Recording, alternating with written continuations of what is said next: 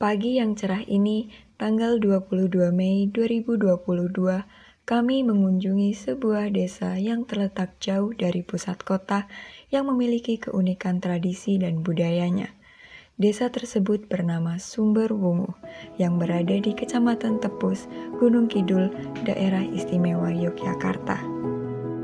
Sumber Wungu merupakan rintisan kalurahan budaya yang memiliki lingkungan asri, udara yang sejuk, dan masih kental dengan adat tradisional yang dapat menarik perhatian wisatawan.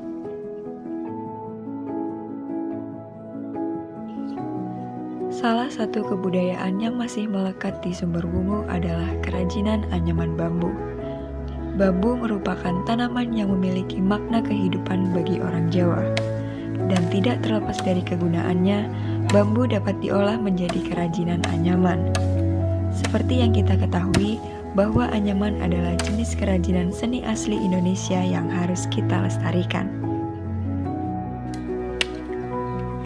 Anyaman bambu adalah anyaman yang dibuat dengan menggunakan bahan dasar bambu kering atau tua. Bambu tersebut dapat digunakan sebagai bahan anyaman tanpa rusak maupun patah.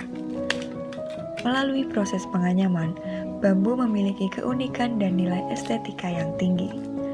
Tak heran banyak orang yang menyukai kerajinan anyaman bambu. Produk kerajinan anyaman yang terbuat dari bambu memiliki beberapa keunggulan, terkenal kuat, kokoh, dan tidak mudah patah, serta memiliki bobot yang ringan sehingga tidak membebankan penggunanya. Selain itu, bambu memiliki sifat yang elastis sehingga mudah untuk dipotong dan dibentuk.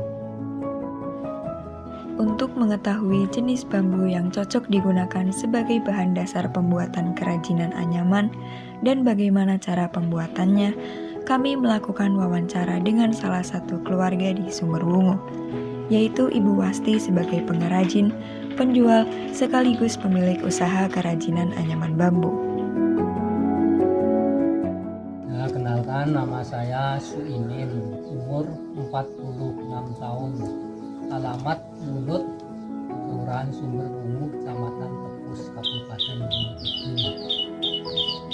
Saya istrinya Pak Suimin tadi, nama saya Bu Wastini dari Munut Sumber Wungu. Saya pengrajin dari bambu.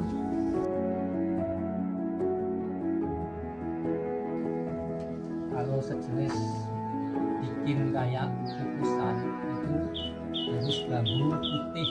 Kalau orang Jawa bilangnya bambu Jawa. Pertama, bambu dipotong. Setelah itu bambu dibelah kecil-kecil kayak gini. Setelah dibelah nanti diirat itu dibelah-belah tipis kayak gini. Setelah sudah jadi kayak gini baru diserut itu dihaluskan supaya mudah dianyam. Setelah itu baru kalau sudah halus baru dianyam. Ada banyak sekali hasil kerajinan dari bambu yang masing-masing memiliki nilai seni tersendiri. Kerajinan anyaman bambu yang dijual oleh Ibu Wasti berupa berbagai barang rumah tangga, seperti tampah, besek, kap lampu, ilir, kukusan, dan sebagainya. Tampah lebih sering digunakan sebagai penyaji hidangan makan untuk tamu. Selain itu, biasanya jenis kerajinan anyaman bambu ini juga sering digunakan sebagai pembersih beras. Besek merupakan wadah dengan bentuk kotak yang biasanya digunakan untuk tempat makanan maupun oleh-oleh khas tradisional. Ilir merupakan kipas anyaman bambu yang ringan dan dapat digunakan sebagai souvenir pada momen istimewa. Warga Kelurahan Sumber Wungu belajar membuat kerajinan anyaman bambu secara otodidak sejak kecil. Salah satu kerajinan bambu yang dipelajari adalah membuat kukusan. Kukusan merupakan alat tradisional budaya yang digunakan untuk menanak nasi secara turun-temurun. Salah satu keunggulan menggunakan kukusan adalah dapat meminimalisir penyakit seperti diabetes dan lainnya.